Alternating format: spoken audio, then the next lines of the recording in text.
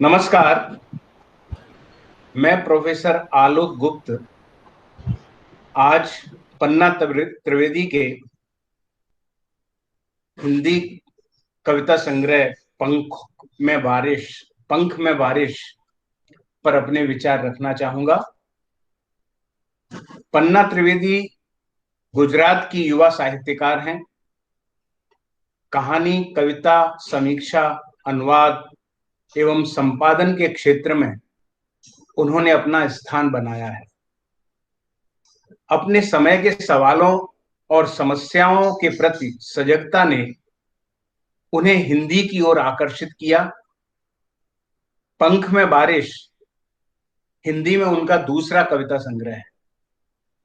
इस संग्रह की 49 कविताओं की 3 श्रेणियां बनाई जा सकती हैं। प्रारंभ की अधिकतर कविताओं में अपने समय और परिवेश के प्रति प्रतिक्रिया व्यक्त हुई है, जिसमें समसामयिकता का प्रभाव भी देखा जा सकता है। लॉकडाउन, बचा हुआ आदमी, बहिष्कृत, चाय पर चर्चा, ताकतवर लोग जैसी कविताएं इस श्रेणी में रखी जा सकती हैं। यह स्वर हिंदी कविता के पाठकों के लिए नया नहीं है। इसमें आम आदमी की त्रासद स्थिति के प्रति गहरा विक्षोभ प्रकट हुआ है। इस संग्रह की पहली कविता बचा हुआ आदमी है।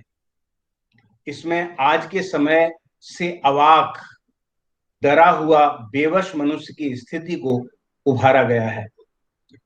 कविता की प्रारंभिक पंक्तियां ही हैं। वह आदमी जो अभी अभी भागा है शहर की गली कूचे से, दंगों के बीच से, भागा भागी, दौड़ा दौड़ी, सहमा सहमी, अफरा तफरी, कांप रहा था कुछ देर तक हलाल होते मुर्गे की तरह, मगर अब पत्थर की आंखें जड़े खड़ा है बदवहाश। मगर अब पत्थर की आंखें जड़े खड़ा है बदहवाश। कविता का अंत मनुष्य की चेतना शून्य एवं असहाय स्थिति के संकेत से होता है। बचा हुआ वह आदमी बच गया है जिंदा रहने से।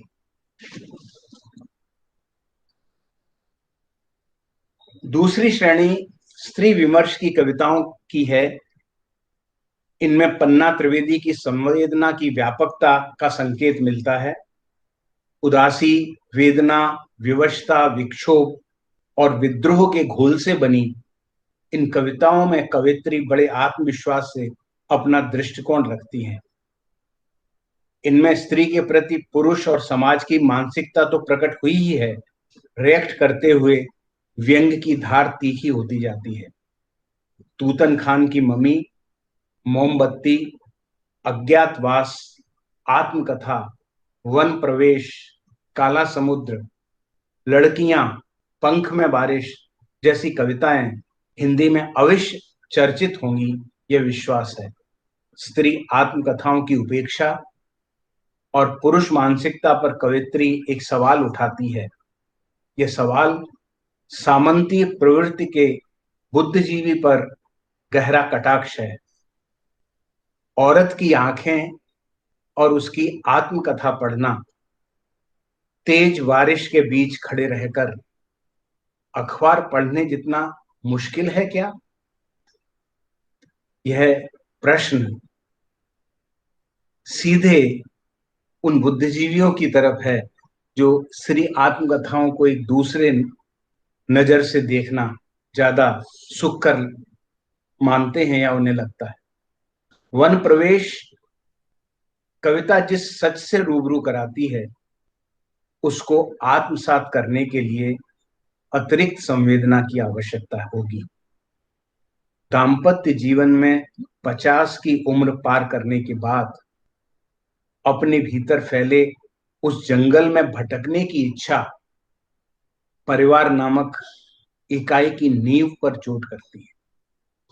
पंक्तियां हैं, अब देखो ना, आजकल करते करते 50 सावन बीत गए, आजकल करते करते 50 सावन बीत गए, फिर भी भीगे ही नहीं हम, तुम साथ थे फिर भी।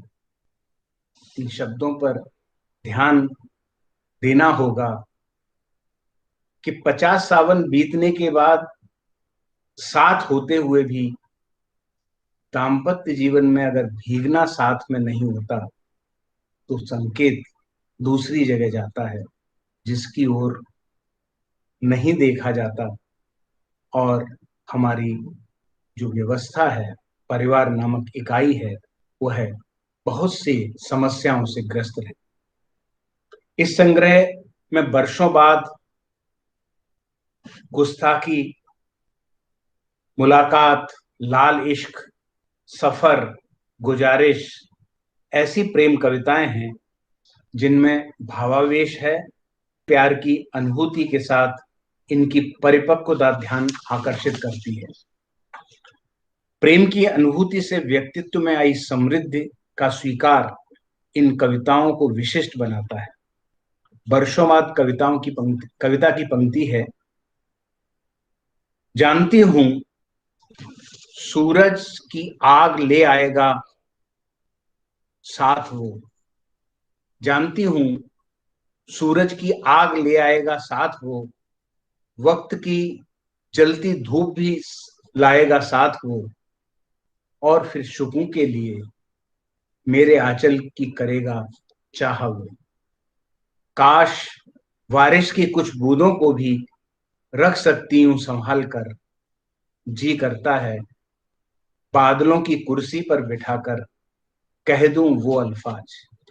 प्यार से समृद्ध हुई युवती, प्यार से समृद्ध हुई युवती वर्षों बाद अपने प्रेमी से स्पष्ट कहती है, हुजूर कुछ गुस्ताखी ऐसी होती हैं जिनकी माफी नहीं हुआ करती। पन्ना त्रिवेदी ने पंख में बारिश अपनी मां को समर्पित किया है। यह संग्रह संग्रह में मां से संबंधित 4 मार्मिक कविताएं हैं। मां की मृत्यु के 13वें दिन कोरा रूमाल देखकर पन्ना त्रिवेदी लिखती हैं, वह गुलाबी हाथ रूमाल जिससे कभी नहीं पहुंचा अपना पसीना उसने, वह गुलाबी हाथ रूमाल जिससे कभी नहीं पहुंचा अपना पसीना उसने, रहने दिया था नया ही अपने बच्चों की भीगी आंखों के लिए। ये संवेदना अपनी मां के प्रति जो व्यक्त हुई है और इनकी मार्मिकता हम सब तक पहुंचती है। पन्ना त्रिवेदी ने विविध विषयों पर भी अपनी कलम चलाई है। मृत्यु है, जिंदगी है, अनेक संदर्भों को छुआ है। पर इस संग्रह की विशेषता इसकी संवाद शैली है। कवित्री संवाद करती है अपने से, अपनों से और समाज के तथाकथित ताकतवर लोगों से, और साथ में अपने स्वाभिमान और मूल्य निष्ठा के संकेत देती चलती है। मैं पन्ना त्रिवेदी की हिंदी कविताओं का स्वागत करता हूं। धन्यवाद। नमस्कार। सर, मुझे हम्म